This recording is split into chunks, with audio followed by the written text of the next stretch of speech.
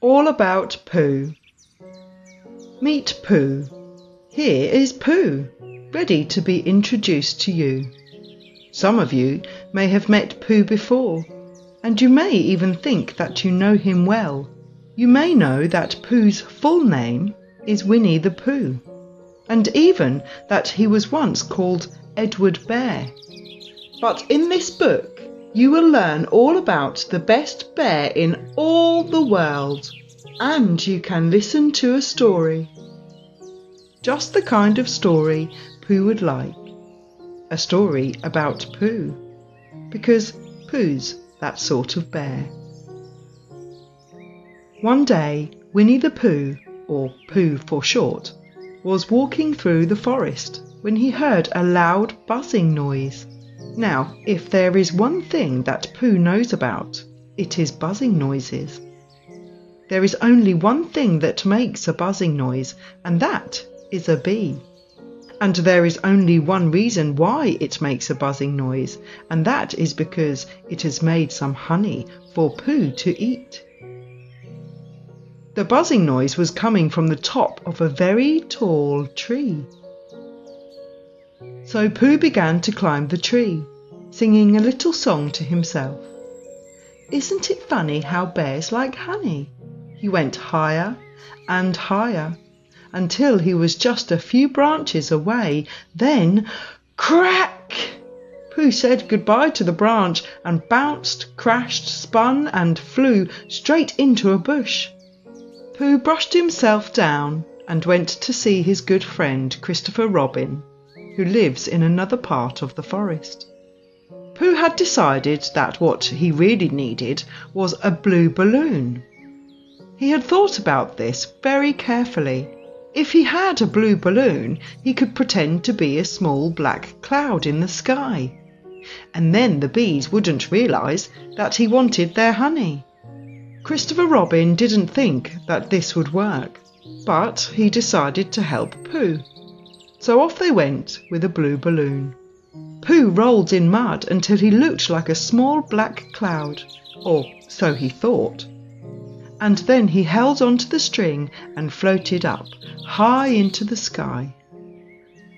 But Pooh floated up meters away from the tree. He could smell the honey, but he couldn't get to it. Do I look like a small black cloud in the sky? He asked. You look like a bear holding on to a balloon, replied Christopher Robin. After a while, Pooh said in a loud whisper, I think the bees are suspicious. So Pooh asked Christopher Robin to walk up and down with an umbrella, saying that it looked like it was about to rain, just in case. And while Christopher Robin walked up and down, Pooh sang a song. And the bees all flew around him, and one sat on his nose as he sang. Christopher Robin, called Pooh. I have decided that these bees would make the wrong sort of honey, so I would like to come down. You must burst the balloon. So Christopher Robin aimed very carefully at the balloon with a pea shooter, and the air came out very slowly, and Pooh floated down to the ground. But he couldn't move his arms for days, and when a bee landed on his nose, he had to blow it off. A few days later, when Pooh was able to move his arms again to do his stoutness exercises, he made up a little hum as he stretched. Tra-la-la, tra-la-la. After breakfast, Pooh was walking through the forest, humming his hum, hoping to share it with someone, when he came to a sandy bank. In the bank was a large hole. Rabbit lives inside that hole, cried Pooh. And that means someone to listen to my hum. And someone with food. Pooh had realised that there were easier ways to get honey than pretending you were a small black cloud. But when Pooh called, Rabbit pretended that he wasn't at home, and even said that he was visiting Pooh. That's me, said a very surprised Pooh. Oh, come in then, said Rabbit. So Pooh squashed and squeezed his way through the hole and was very pleased when Rabbit asked him if he would like something to eat. Pooh couldn't decide between honey or condensed milk, so he said yes to both. After all, it was nearly 11 o'clock in the morning, and Pooh always liked a little something at that time of the day. At last, after checking that there was no food left, Pooh thanked Rabbit with a sticky voice and said that he must leave. He started to climb out of the hole. But he pulled and pushed until his nose, ears, front paws and shoulders were in the open. And then nothing. "Oh, help and bother," said Pooh. "I can't move." By now, Rabbit had gone out of his back door and round to the front to see Pooh. "Give me your paws," he said, and Rabbit pulled, and pulled, and pulled. "Ouch!" cried Pooh. He was stuck, and Rabbit knew why. "I didn't like to say anything, but you've eaten too much," he said. "I shall see if Christopher Robin can help." So Rabbit brought Christopher Robin, who quickly saw that there was only one thing to do. "We'll have to wait for you to get thin again, so we can pull you out," he said. Pooh was very anxious. He would have to stay there for a week without any food. He began to sigh, and then a tear rolled down his cheek. "Would you read a sustaining story to help and comfort me?" he said. "Of course, you silly old bear," said Christopher Robin, and every day he read to Pooh, while Pooh felt himself getting slimmer and slimmer, until, at the end of the week, Christopher Robin took hold of his front paws, and Rabbit and all his friends and relations took hold of Christopher Robin, and they pulled together. With a sudden pop, they all fell backwards, and out came Pooh, free at last. He nodded to his friends and then continued his walk through the forest, humming proudly to himself. Tra-la-la. Now, if there is one thing that Pooh missed when he was stuck in the hole, apart from honey, it was his friends. Pooh enjoys spending time with his friends, and one very nice thing to do when you are with your friends is to play Pooh sticks together. One day, Pooh, Piglet, Rabbit and Roo were all playing Pooh sticks at the bridge. The river was very lazy that day, so they had been leaning over the edge for a while, waiting to see whose stick would be first. Roo kept thinking that he could see them, and had been very excited, but soon he was beginning to get bored by how long the sticks were taking, until Pooh saw something. "That's yours, Piglet," he said suddenly. "The grey stick coming out now." Roo was very excited again. "Come on, stick!"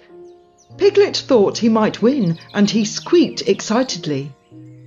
"Is it definitely mine?" "It's grey and big." "Oh no, it's Eeyore," said Pooh. And there, floating in the river, with his legs in the air, was Eeyore. "I didn't know you were playing Pooh sticks, Eeyore," said Roo. "I'm not. I'm waiting for someone to help me out of the river," he replied. Everyone was silent until Pooh said that he had a sort of idea. Eeyore was already feeling unsure about this idea. "We could throw things into the river to wash Eeyore onto the riverbank," said Pooh. Rabbit thought it was a very good idea, but Piglet was worried that they might hit Eeyore by mistake, and just then Pooh dropped the biggest stone he could carry into the water. Splash! And Eeyore disappeared. Even the sight of Piglet's stick coming under the bridge didn't cheer them up. But then Pooh saw something grey by the riverbank. It was Eeyore at last. "Well done, Pooh," said Rabbit kindly. But Eeyore didn't thank Pooh. Instead, he told Pooh that he had swum out of the way of the large stone he had thrown at him. Pooh began to feel a bit anxious. He knew that his good ideas were often better in his brain than when they were out in the open. But Eeyore was out of the river, and Pooh hadn't caused him any harm. They all wanted to know how Eeyore had ended up in the river. "I was thinking by the riverside when I was bounced," he said. And just as they were talking about being bounced, who should come through the hedge but Tigger. "Hello," he said cheerfully. Rabbit decided to ask Tigger exactly what had happened when he bounced Eeyore into the river. "I was behind Eeyore when I coughed," said Tigger, making a rather surprising noise which made little Piglet fall over. "Now, taking people by surprise like that is what I call bouncing," said Eeyore. "I was just minding my own business in my little corner of the forest when Tigger bounced in it." "I coughed," said Tigger crossly. Just then Christopher Robin walked towards the bridge, and the animals decided to ask him what he thought about it all. "Well, I think," said Christopher Robin, "I think we should all play Pooh sticks." So that is exactly what they did. And Eeyore, who had never played Pooh sticks before, won more games than anyone else. As the afternoon passed, Rabbit took Roo home to Kanga, and Tigger and Eeyore left together, leaving Christopher Robin, Pooh and Piglet on the bridge by themselves.